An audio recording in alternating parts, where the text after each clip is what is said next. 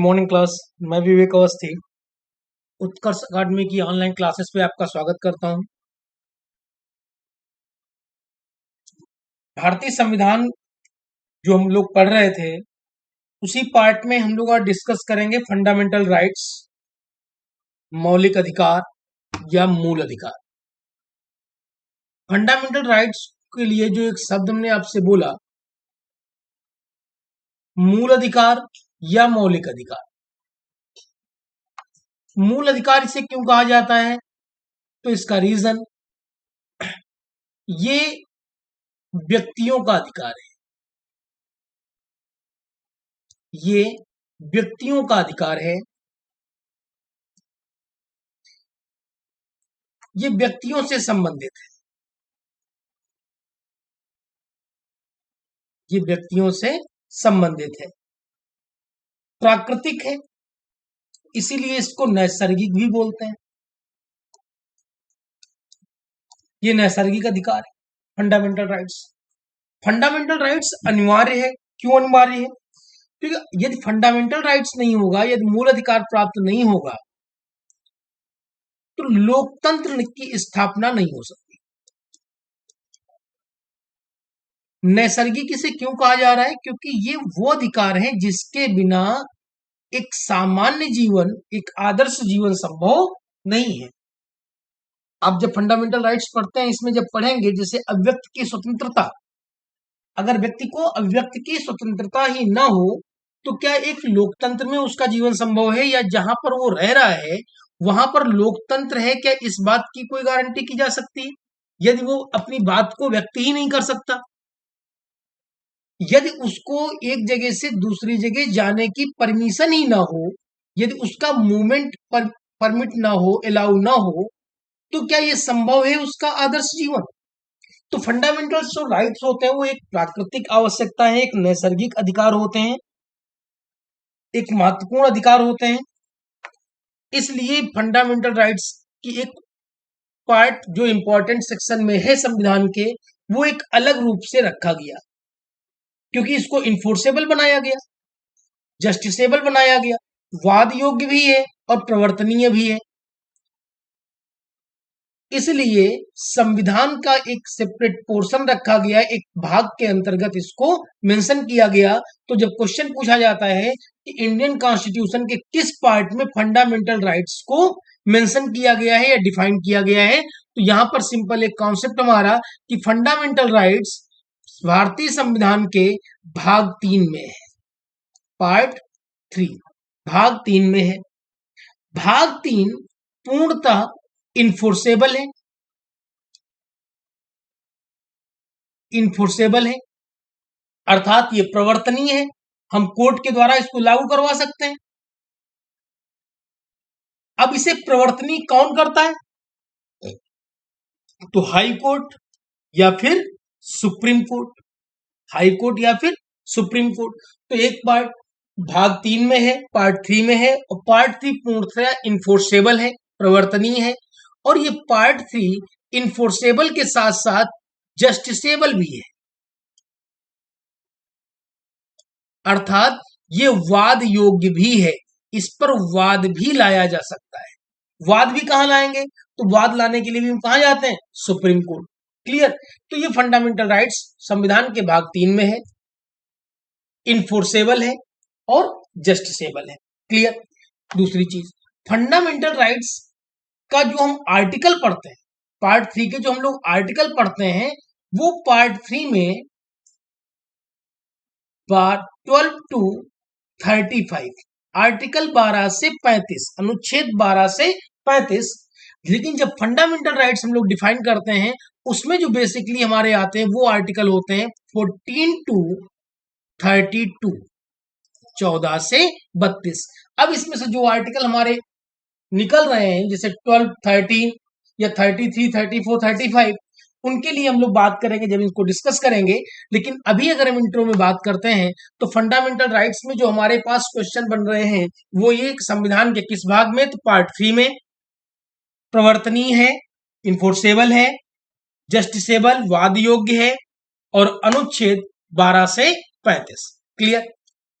Fundamental rights हमें कहां से मिले या फंडामेंटल राइट्स का इतिहास क्या है? तो देखो, फंडामेंटल राइट्स की मांग तो साइमन कमीशन से ही की जा रही थी। क्लियर?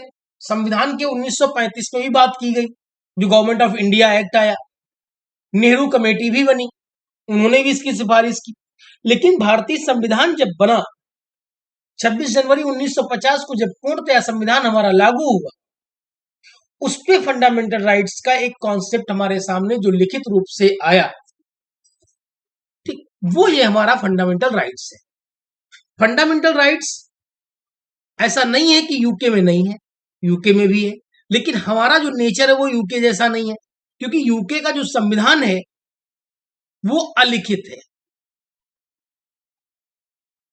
यूके का संविधान अलिखित है, तो वहां के फंडामेंटल राइट्स का नेचर जो है वो ऐसा है कि आप कोई भी कार्य करने के लिए स्वतंत्र हैं, आप किसी भी कार्य को करने के लिए स्वतंत्र हैं, बस जो यूके के लॉ है, जो यूके का लीगल प्रोसीजर है, उसको वो नुकसान होना नहीं चाहिए। वहां पर ऐसा नहीं लिखा कि आप कौन सा कार्य कर सकते हैं, कौन सा कार्य नहीं कर सकते, आप हर कार्य करने के लिए स्वतंत्र हैं, आप कोई भी कार्य कर सकते हैं। बेसिकली आप बस इतना ध्यान रखें, यदि वो यूके के किसी नियम को तोड़ रहा होगा या किसी नियम के विरुद्ध होगा तो वो कार्य करना संभव नहीं है, क्योंकि अलिखित संविधान है। वहां पर सिर्फ ये देखा जाता है कि जो हमारे नियम है वो टूट तो नहीं रहे। अब यहीं पर अगर हम बात करते हैं यूएसए की, तो वहां पर लिखित संविधान है, और लिखित संविधान में फंडामेंटल राइट्स की भी बात की गई है, बिल ऑफ राइट्स। ये बिल ऑफ राइट्स जो है, इसी से भारत का फंडामेंटल राइट्स लिया गया है। तो fundamental rights adopted from constitution of USA या एडॉप्टेड फ्रॉम यूएसए। क्लियर? हमने जो मौलिक अधिकार है, जो हमारे मूल अधिकार है, उनको हमने संयुक्त राज्य अमेरिका के संविधान से लिया है। तो fundamental rights based on constitution of USA या constitution bill of rights of constitution of USA. Clear? संविधान के किस भाग में? तो पार्ट 3 आर्टिकल 12 to 35, और बेस करता है हमारा यूएसए के संविधान से। क्लियर? अब भाग 3 हमारा इतना इंपॉर्टेंट है, इतना महत्वपूर्ण है कि इसको भारतीय संविधान की रीढ़ की हड्डी भी कहा जाता है। इसे रीढ़ की हड्डी भी कहा जाता है, इतना महत्वपूर्ण है। भाग 3 को कॉन्स्टिट्यूशन का या भारत का मैग्ना कार्टा भी कहा जाता है। ये एक फ्रेंच वर्ड है जिसका शुरुआत, इसका उपयोग जो सबसे पहले किया गया वो यूके में किया गया। तो इस भाग 3 को मैग्ना कार्टा भी कहा जाता है। क्वेश्चन भी पूछा जाता है कि कॉन्स्टिट्यूशन के किस भाग को मैग्ना कार्टा बोला जाता है? तो कॉन्स्टिट्यूशन के भाग 3 को मैग्ना कार्टा बोला जाता है। मैग्ना कार्टा क्या होता है? यहाँ पर मैग्ना कार्टा शब्द की अगर हम लोग बात करते हैं तो मैग्ना कार्टा क्या है? मैग्ना कार्टा और कुछ नहीं है, जो कानून की पुस्तक बनती है। जीवन जीने के लिए या किसी कार्य करने के लिए हम एक लॉ बुक बनाते हैं, कुछ नियम बनाते हैं, कुछ कानून बनाते हैं। उस कानून की बुक को मैग्ना कार्टा कहा जाता है, क्योंकि विश्व में पहली बार जब नियमों को लेकर के एक संहिता बनी थी, उसको नाम दिया गया था मैग्ना कार्टा। क्लियर? तो फंडामेंटल राइट्स को मैग्ना कार्टा ऑफ इंडिया भी बोला जाता है। फंडामेंटल राइट और जस्टिसेबल, हमने पहले बोला आपसे कि जो फंडामेंटल राइट्स हैं वो जस्टिसेबल हैं, अर्थात वाद योग्य हैं। अगर आपको याद हो केशवानंद भारती का केस, जिसमें बोला गया था कि इसमें संशोधन नहीं किया जा सकता, लेकिन नई बाद में बोला गया कि इसमें संशोधन किया जा सकता है। तो फंडामेंटल राइट्स और गारंटीड बाय कॉन्स्टिट्यूशन, अर्थात जो हमारे मूल अधिकार हैं इनकी गारंटी हमें कौन देता है? तो हम इसकी गारंटी हमारा संविधान हमको देता है। हाँ, यहाँ पर एक पॉइंट हो, यदि क्वेश्चन ये पूछा जाता है कि फंडामेंटल राइट्स का गार्जियन कौन है? संरक्षक। अगर मूल अधिकारों के संरक्षक की बात करता है तो हमारा आंसर यहाँ पर कॉन्स्टिट्यूशन नहीं होता, यहाँ पर आंसर हमारा होता है सुप्रीम कोर्ट। क्लियर?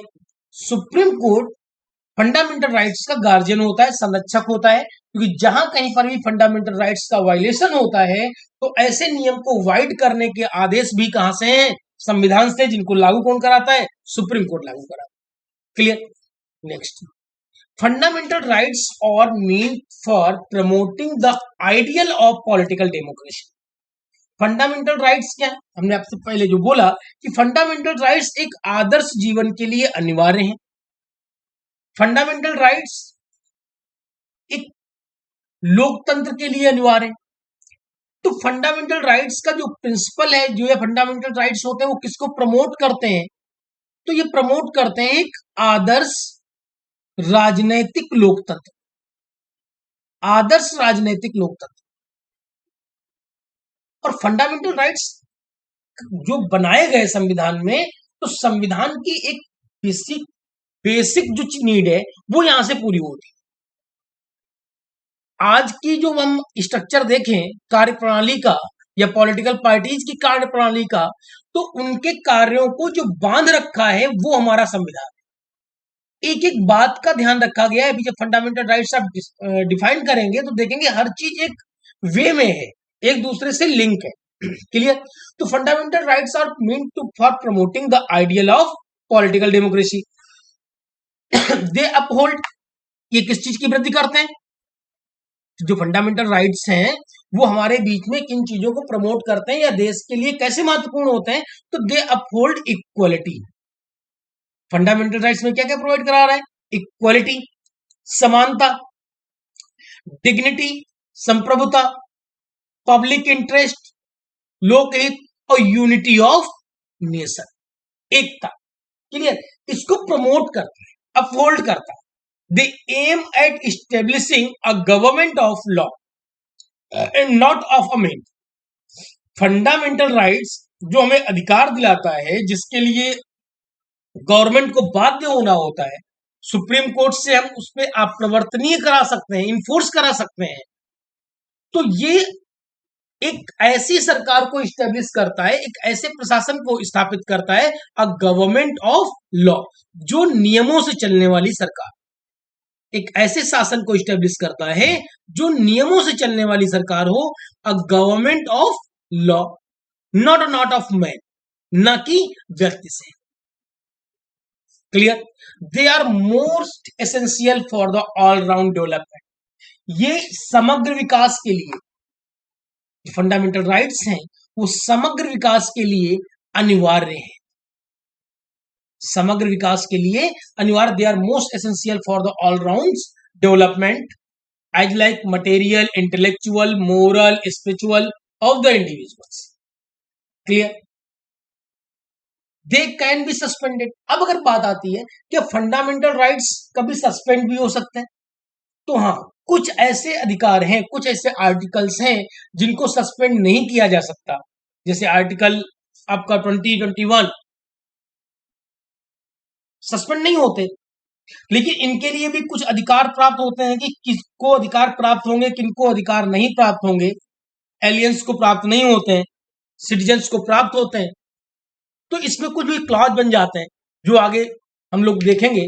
लेकिन दे can be suspended during the operation of the national emergency. हम लोग इमरजेंसी पढ़ेंगे तब उसमें डिस्कस करेंगे कितने प्रकार की इमरजेंसी होती हैं। ठीक है? भारत में 3 प्रकार की इमरजेंसी से लागू की जाती हैं, 352, 356, 360। नेशनल इमरजेंसी, ठीक है, कॉन्स्टिट्यूशनल इमरजेंसी, फाइनेंस इमरजेंसी। तो नेशनल इमरजेंसी के दौरान जब कभी राष्ट्रीय आपातकाल लगा होता है, यानी आर्टिकल 352, 352, आर्टिकल 352 का प्रयोग करके अगर नेशनल इमरजेंसी लगाई गई है, तो नेशनल इमरजेंसी के दौरान फंडामेंटल राइट्स सस्पेंड होते हैं। दे can be suspended during the operational of the national emergency.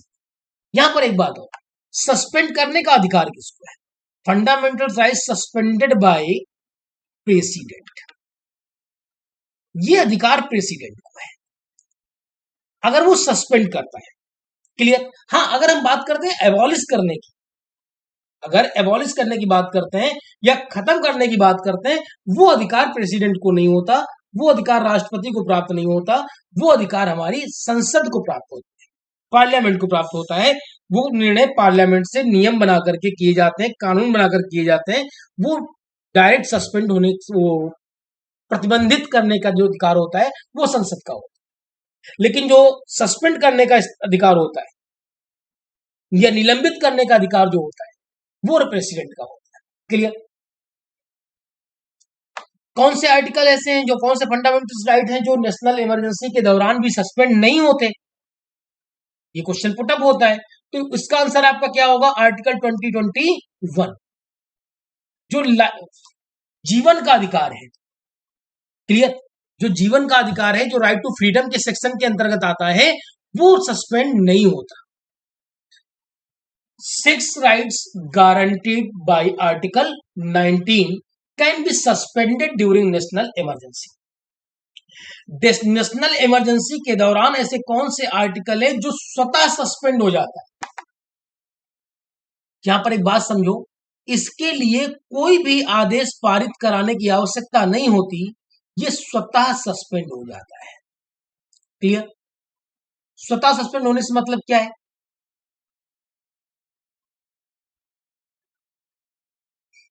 स्वतः सस्पेंड होने से यहां पर मतलब है आपका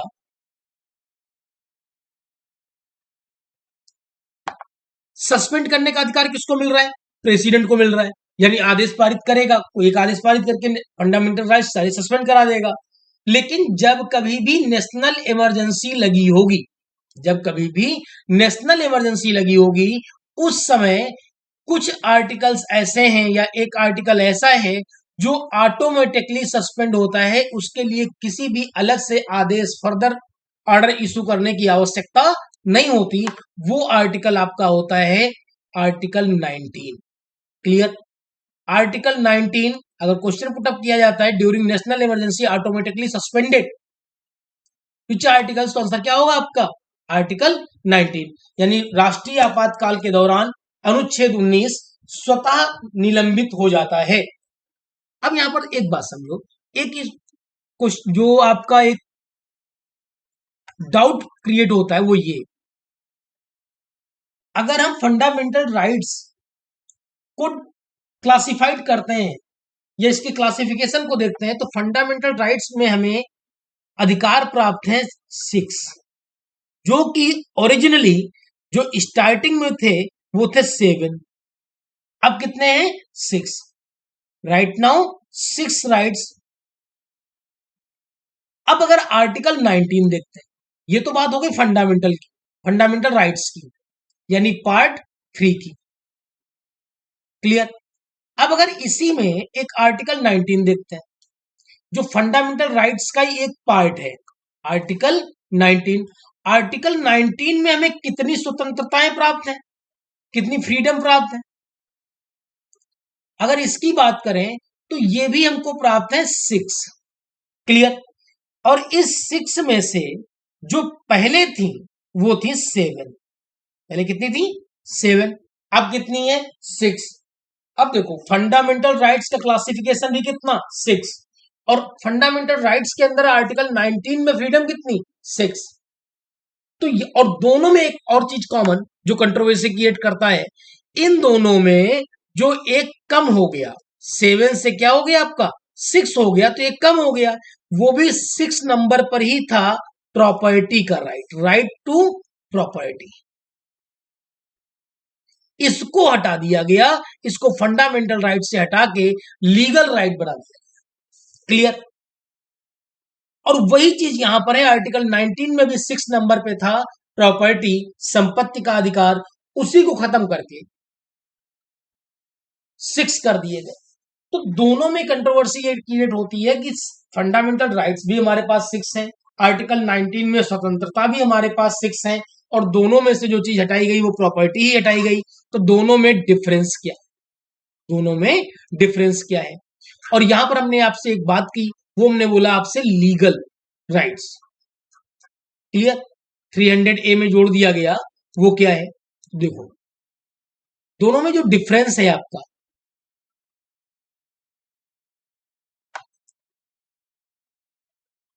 जो आर्टिकल 31 था जहां से प्रॉपर्टी को हटाया गया। क्लियर?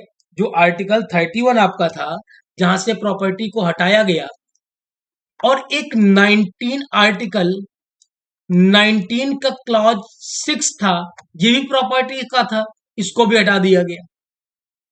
अब फंडामेंटल राइट्स भी हमारे पास 6 हैं, और फंडामेंटल राइट्स के अंतर्गत आर्टिकल 19 की स्वतंत्रता जो हमें प्राप्त है, फ्रीडम जो हमें मिली हुई है, वो भी मतलब राइट टू फ्रीडम में वो भी 6 है।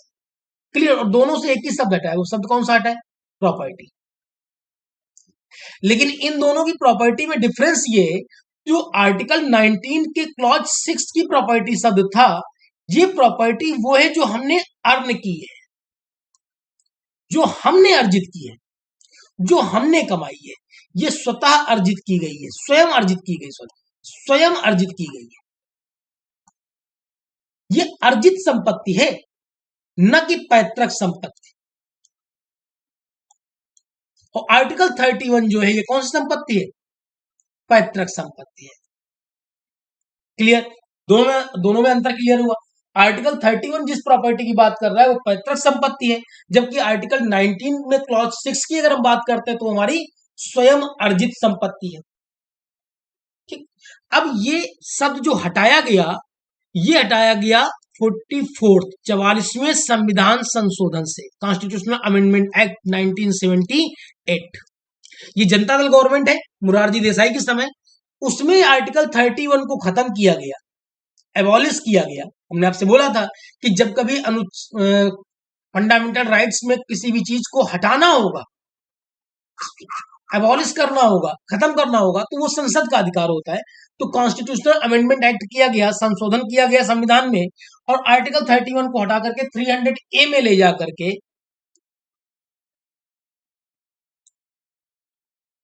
आर्टिकल 300A में ले जाकर के इस प्रॉपर्टी के राइट को फंडामेंटल राइट से हटाकर लीगल राइट बना दिया गया, एक विधिक अधिकार बना दिया। अब एक बात आती है कि फंडामेंटल राइट्स और लीगल राइट में क्या अंतर होता है? जो फंडामेंटल राइट्स है और जो लीगल राइट है, दोनों में क्या डिफरेंस होता है? एक विधिक अधिकार और एक हमारा मूल अधिकार। तो देखो, मूल अधिकार के साथ जो शब्द मूल लगा हुआ है, ये हमें कुछ स्पेशल अधिकार प्रदान करता है। क्या प्रदान करता है? जो हमारा फंडामेंटल राइट्स है, इसको ना तो गवर्नमेंट हमसे ले सकती है, अर्थात छीन सकती है, ना ही हमसे कोई लॉ छीन सकता है। जो फंडामेंटल राइट्स है वो हमसे कोई नहीं छीन सकता, उसके लिए हम सुप्रीम कोर्ट से जाकर के प्रवर्तनीय करा लेंगे, इन्फोर्स करा लेंगे, हमको मिलेगा। लेकिन यदि यहां पर अगर हम बात करें लीगल राइट, जो लीगल राइट्स है वो हमारा गवर्नमेंट हमसे ले सकती है।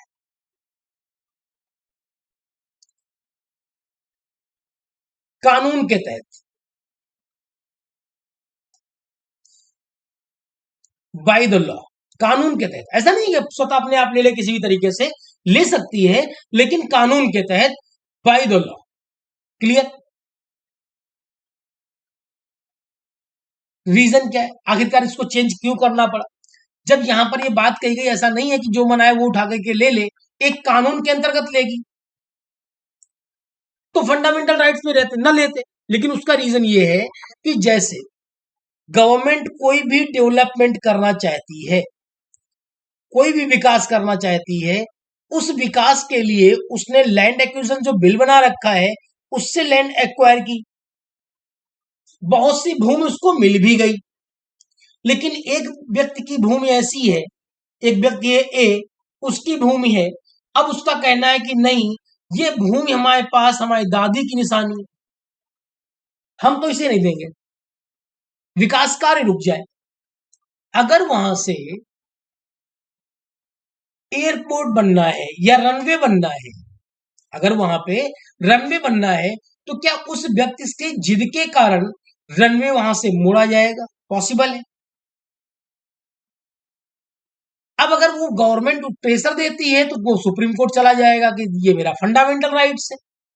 सुप्रीम कोर्ट तुरंत कहेगा भाई फंडामेंटल राइट्स है, इसको देना संभव नहीं है। तो ये समस्याएं आती थी, उन समस्याओं को हल करने के लिए ये जरूरी था कि जो प्रॉपर्टी है, जो संपत्ति है, उसको एक लीगल राइट बना दिया जाए और एक मुआवजे के साथ व्यक्ति को अपनी संपत्ति वहां पर देनी होगी, वो मना नहीं कर सकता। बात समझ में आई? क्लियर? ये कारण था फंडामेंटल राइट से हटा करके इसको लीगल राइट बनाना। तो the 6 rights guaranteed bye article 19 can be suspended during national emergency. अब देखो, नेशनल इमरजेंसी जो राष्ट्रीय आपातकाल होता है, वो दो कारणों से हो जाता है। एक एक्सटर्नल रीजन, दूसरा इंटरनल रीजन। ऐसा नहीं है कि एक्सटर्नल रीजन ही हो सकता है, इंटरनल रीजन भी हो सकता है। तो अगर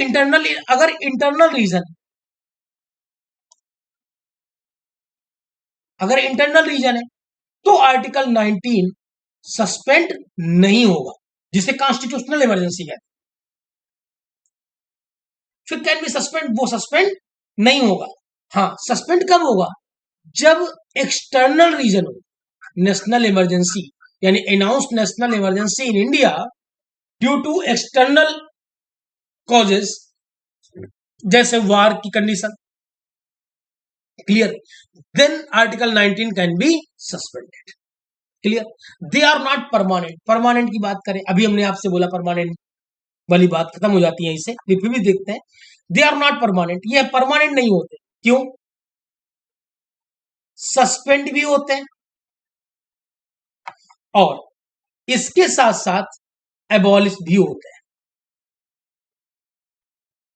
प्रॉपर्टी का राइट यहां से एबॉलिश करके लीगल राइट बना दिया गया, तो एबॉलिश भी होते हैं, अर्थात जो संगत में, जो हमारे इसमें प्रासंगिक नहीं है, संसद के द्वारा वो एबॉलिश भी किए जाते हैं, और अगर जरूरत होती तो वो सस्पेंड भी किए जाते हैं। तो ये परमानेंट नहीं है। क्लियर? नेक्स्ट, अब हमने यहां पर एक चीज, अगर यहां पर हम लोग बात करते हैं फंडामेंटल राइट्स की, तो फंडामेंटल राइट्स हमारे 6 क्लासिफिकेशन में बटे हुए हैं। कितने में बटे हुए हैं? 6 में बटे हुए हैं, जिसमें से अगर आर्टिकल की बात करें 14 टू 18, 14 से 18, आर्टिकल राइट टू इक्वलिटी। अब अगर आर्टिकल 19 से 22 की बात करें तो राइट टू फ्रीडम। आर्टिकल 25 से आर्टिकल 23 एंड आर्टिकल 23 एंड 24, ये आपका right against exploitation.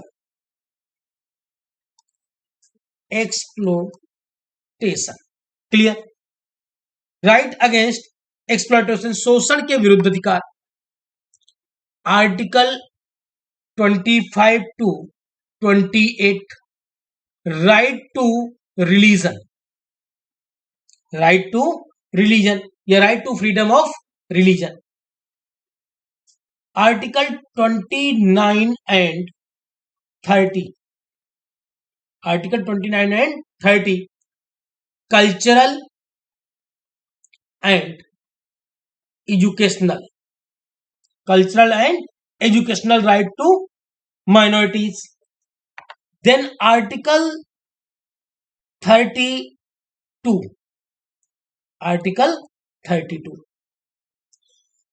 Right to constitutional remedies, संवैधानिक उपचार। राइट टू कॉन्स्टिट्यूशनल रेमेडीज, संवैधानिक उपचार। तो ये हमारे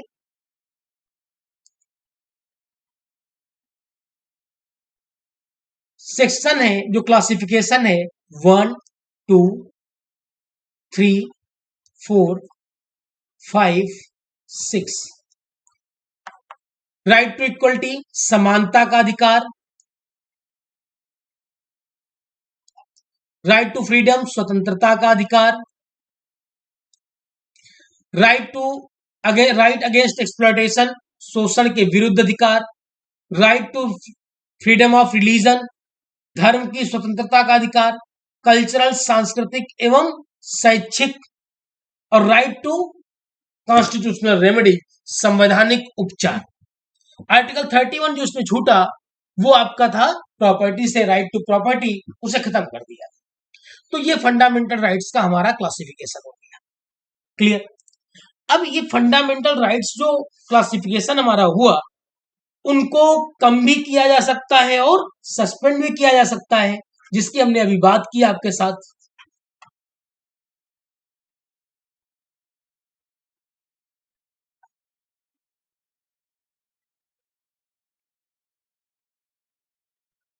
अब यहां पर जो आर्टिकल हमारा बच रहा है वो आर्टिकल कौन से बच रहा है? 12 और 13। तो हम लोग इसकी बात करते हैं। देखो, जो आर्टिकल 12 है वो क्या कहता है?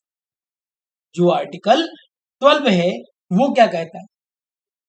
Their application to the member of armed forces, paramilitary forces, police forces. No.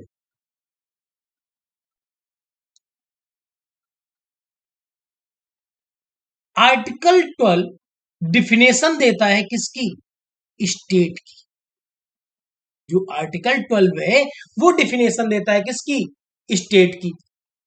क्या कहता है? स्टेट एक ऐसा ऑर्गेनाइजेशन या प्रेमाइजेस होगा जिसके स्वयं के रिसोर्स हो,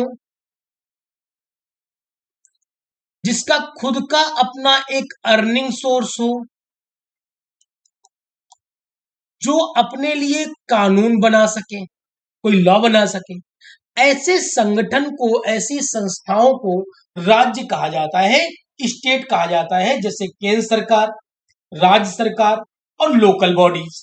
लोकल बॉडीज का मतलब जैसे म्युनिसिपैलिटीज, क्लियर, चेयरमैन, प्रधान, तो ऐसे जो क्षेत्र होते हैं, मेयर, तो ये लोकल बॉडीज।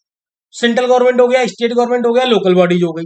उसके साथ साथ हमने कहा ऐसी संस्थाएं जो अपने लिए नियम बना सकें, कानून बना सकें, और इसके साथ साथ जिनके अपने अर्निंग सोर्स हो, उनको स्टेट कहा जाता है। जैसे इलेक्ट्रिसिटी, एयरपोर्ट अथॉरिटी, रेलवे, ये सारी संस्थाएं स्टेट के रूप में आती हैं। क्लियर? LIC, ONGC, जितने भी पोर्शन है। तो ये आर्टिकल 12 डिफिनेशन के लिए बात करता है। क्लियर? ये जो लिखा हुआ डिफिनेशन, लिखी कंटेंट है, ये गलत प्रिंट हुआ है। क्लियर? तो आर्टिकल 12 स्टेट डिफिनेशन की बात करता है। Article 13 declare that all law that are inconsistent with or in derogation of any of the fundamental rights shall be void. Shall be void. तो 12 क्या कह रहा था? 12 ये कह रहा था कि डिफिनेशन क्या है स्टेट की, और 13 ये कह रहा है कि यदि कोई फंडामेंटल राइट्स जो हैं असंगत हैं, इनकॉन्सिस्टेंट। देखो, फंडामेंटल राइट्स आपका अधिकार है, आप उनकी मांग कर सकते हैं, आप उनका प्रयोग कर सकते हैं, लेकिन अगर वो असंगत है तो नहीं। ठीक है? Declare that all the law that are inconsistent with are in derogation. Derogation का मतलब अल्पीकरण।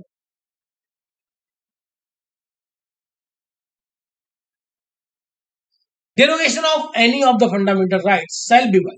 अगर कोई ऐसा नियम बनता है, अगर कोई ऐसा कानून है जो इस फंडामेंटल राइट्स का को कम करता हो या इसको असंगत करता हो, तो ऐसे नियम, ऐसे कानून क्या होंगे? वाइड, अर्थात शून्यकरण होंगे, शून्य कर दिए जाएंगे, शून्यकरण होगा। क्लियर? ये आर्टिकल 13 कहता है।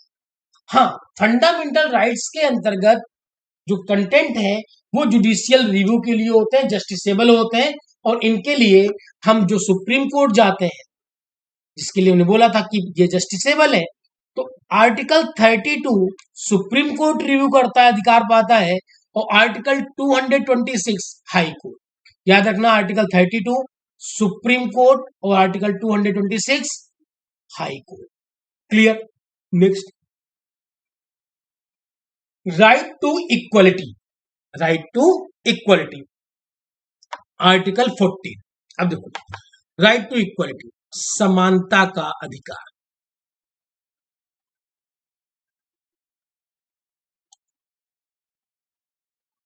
समानता का अधिकार। अब यहीं से आपके कंटेंट शुरू होते हैं। हमने आपके 6 क्लासिफिकेशन की जो बात की थी वो यहीं शुरू होती है। राइट टू इक्वलिटी हो गया आपका समानता का अधिकार। अब इसमें समानता के अधिकार में अगर आर्टिकल का सेक्शन देखें तो article 14 to 18, article 14 to 18। Article 14 क्या कहता है? Equality before law. Equality before law, कानून के समक्ष समानता। कानून के समक्ष समानता। ये देखो, आर्टिकल जो 14 है, जो आर्टिकल 14 है आपका, कानून के समक्ष समानता, यही आपका यूके का फॉलोअप है। ये जो फॉलोइंग है वो किसकी है? यूके की है। Equality before law. Clear? And equal protection before law. And equal protection before law, कानून के का समान संरक्षण। प्रोटेक्शन बिफोर लॉ, समान संरक्षण और समानता। अब इक्वलिटी बिफोर लॉ का जो बेस है, इक्वलिटी बिफोर लॉ का जो बेस है वो यूके का है, और प्रोटेक्शन बिफोर लॉ का जो बेस है वो यूएसए का है। ये यूएसए का है। क्लियर? अब इक्वलिटी बिफोर लॉ के लिए एक नाम आता है, एवी डाइसी।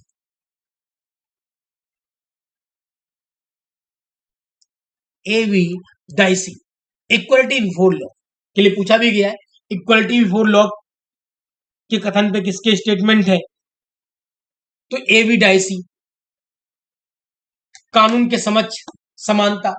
अब कानून के समक्ष समानता तो ठीक है, लेकिन इक्वल प्रोटेक्शन बिफोर लॉ, क्या संभव है कि कानून के समक्ष एक समानता हो?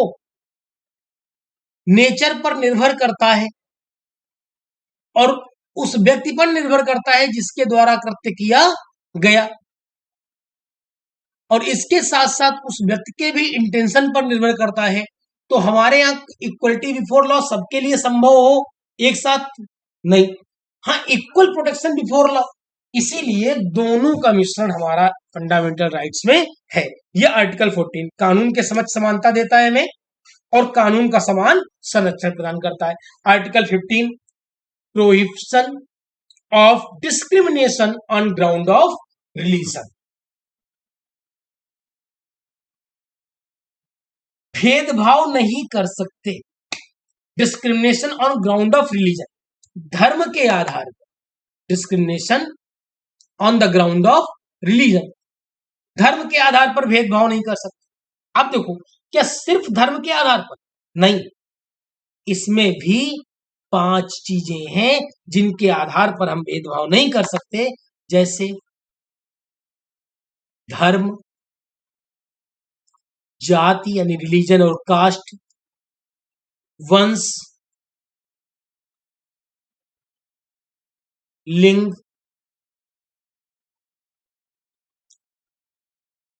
जन्म स्थान। इसके आधार पर भेदभाव नहीं कर सकते।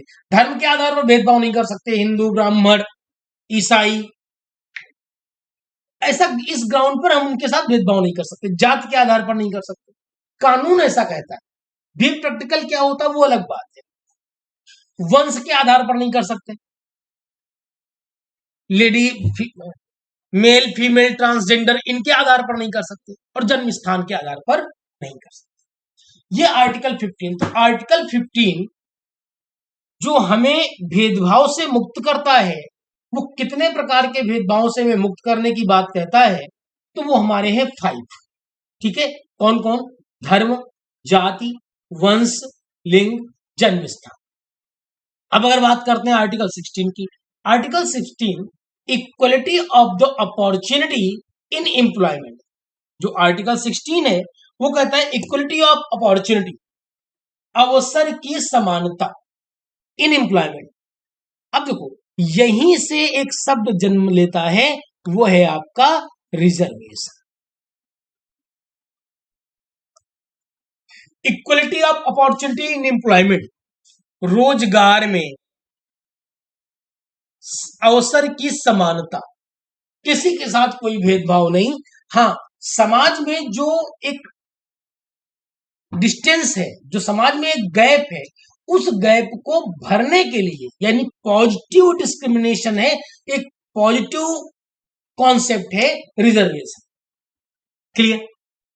उस गैप को भरने के लिए article 16 abolition of untouchability, article 17 abolition of untouchability, अस्पृश्यता निवारण। क्लियर? आर्टिकल 17 कहता है अस्पृश्यता निवारण, एबॉलिशन ऑफ अनटचबिलिटी। हाँ, अब अगर इस पर हम अनटचबिलिटी की बात करें, आर्टिकल 16 17 की बात कर लें, तो आर्टिकल 17 हमारा अभी ग्रामीण क्षेत्र में तो प्रासंगिक है, शहरी क्षेत्र में सही हो चुका है। शहरी क्षेत्र में अब अनटचबिलिटी नाम मात्र है, परंतु ग्रामीण क्षेत्र में अभी भी पाई जाती है, देखी जाती है एबॉलिशन ऑफ अनटचबिलिटी, जो आर्टिकल 17 के अंतर्गत कहा गया। Article 18 abolition of titles, abolition of titles. Titles देखो, कुछ टाइटल्स ऐसे होते हैं जो आपको दिए जाते हैं उनके मन मुताबिक काम करने के लिए, उनके मनमाफिक बोलने के लिए, उनको सपोर्ट करने के लिए जो टाइटल्स दिए जाते हैं, जैसे राय बहादुर,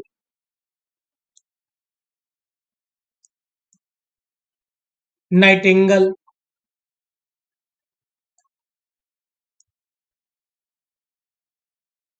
या सम्राट, सुल्तान,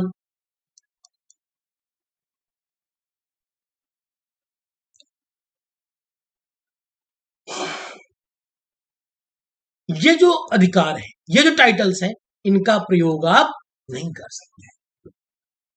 हाँ, कुछ टाइटल्स का प्रयोग आप कर सकते हैं जिनको आपने स्वयं अर्न किया है, जैसे एक एजुकेशन के द्वारा आपने अर्न किया है, और दूसरा रैंकिंग के आधार पर आपने उसे अर्न किया है। ठीक है, आपने रैंकिंग के आधार पर अर्न किया है और एजुकेशनल के आधार पर। एजुकेशनल आधार पर की अगर बात करें, तो एजुकेशनल आधार पर अगर हम लोग बात करें, जैसे डॉक्टर, प्रोफेसर, और अगर रैंकिंग के आधार पर बात करें तो आर्मी फोर्सेस, जैसे लेफ्टिनेंट जनरल, मेजर, ये जो टाइटल्स हैं इनको धारण किया जा सकता है। हाँ, अवार्ड को हम धारण नहीं कर सकते। अगर हमको अवार्ड मिला है पद्मश्री, पद्म भूषण, पद्म विभूषण या भारत रत्न, तो ऐसे अवार्ड को भी अपने नाम के साथ हम धारण नहीं कर सकते। क्लियर?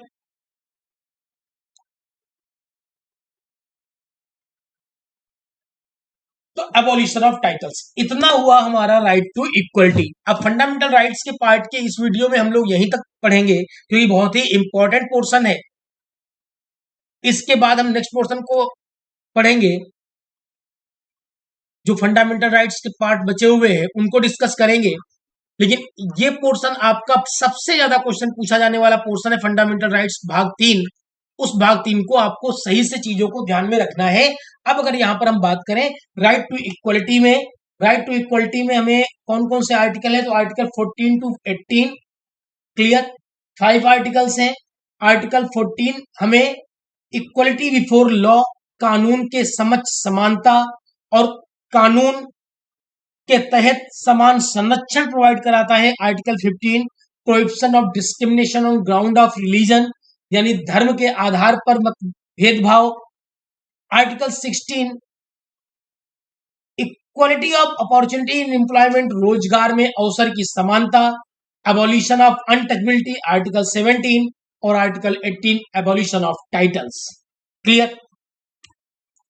आर्टिकल 13 ये कहता है कि यदि कोई ऐसा कानून बनता है जो फंडामेंटल राइट्स को कम करता है या फंडामेंटल राइट्स को असंगत बनाता है, तो ऐसे कानून को ही शून्य कर दिया जाएगा, शून्य माना जाएगा, वाइड माना जाएगा। क्लियर। हाँ, इनका रिव्यू हो सकता है सुप्रीम कोर्ट आर्टिकल 32 के तहत और हाई कोर्ट आर्टिकल 226 के तहत। आर्टिकल 12 स्टेट की परिभाषा देता है, स्टेट की डिफिनेशन देता है। तो फंडामेंटल राइट्स में आर्टिकल 12 टू 35 है, जिसमें बेसिक हमारे हैं आपके article 14 to 32। Clear. They can be suspended during emergency, बिल्कुल इनको सस्पेंड किया जा सकता है, निलंबित किया जा सकता है नेशनल इमरजेंसी के दौरान। लेकिन हाँ, यहां पर एक बात है कि आर्टिकल 19 सिर्फ तभी निलंबित होगा जब नेशनल इमरजेंसी एक्सटर्नल रीजन से होगी, और इसके लिए कोई अलग से आर्डर इशू करने की जरूरत नहीं है। During national emergency article 19 can be suspended automatically. Clear. हाँ, इसमें और भी कई चीजें हैं जो आपकी चेंज होती हैं, they are not permanent, fix नहीं है, सस्पेंड भी होता है, अबॉलिश भी हो सकता है। फंडामेंटल राइट्स और mean for promoting the ideal of political democracy, एक आदर्श लोकतंत्र स्थापित करने का इसका एक माध्यम है, एक उद्देश्य है। दे अपहोल्ड इक्वलिटी, समानता, संप्रभुता, पब्लिक इंटरेस्ट और यूनिटी ऑफ द नेशन को प्रमोट करता है, अपहोल्ड करता है। इसका उद्देश्य एक कानून की गवर्नमेंट, एक नियमों की गवर्नमेंट बनाना है, न कि एक व्यक्ति की गवर्नमेंट। और व्यक्ति के लिए उसके नैतिक, मौलिक, बौद्धिक, गुणवत्तापूर्ण विकास यानी समग्र विकास के लिए फंडामेंटल राइट्स अनिवार्य हैं। द फंडामेंटल राइट्स संविधान के भाग 3 में अनुच्छेद 12 से 35 तक परिभाषित किए गए हैं। और फंडामेंटल राइट्स अमेरिका, संयुक्त राज्य अमेरिका के संविधान से लिए गए हैं या प्रभावित हैं, एडॉप्टेड फ्रॉम। और part 3 of the Indian constitution also known as Magna Carta, उसे मैग्ना कार्टा भी कहा जाता है। फंडामेंटल राइट्स जस्टिसेबल है, इनफोर्सेबल है, कॉन्स्टिट्यूशन इनकी गारंटी देता है, और इसके साथ साथ सुप्रीम कोर्ट इनका संरक्षक है। क्लियर। ये हुआ हमारा फंडामेंटल राइट्स। इसी के साथ इस पार्ट को हम लोग यहीं रखते हैं। नेक्स्ट पार्ट में हम लोग डिस्कस करेंगे आगे के फंडामेंटल राइट्स को। हाँ, यदि इस